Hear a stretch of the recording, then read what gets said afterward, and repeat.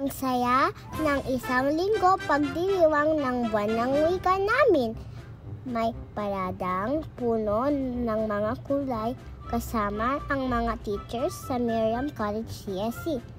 Nagluto kami ng pagkain Pilipino, champurado, pastillas, halo-halo at marami pang iba. Ang pinakamasaya, nakasakay pa kami ng jeep.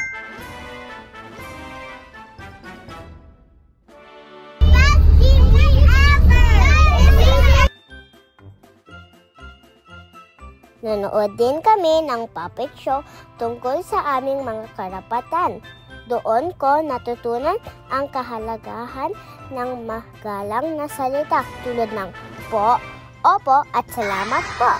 Sa huli, nagsalo-salo kami at naglaro ng pabitin.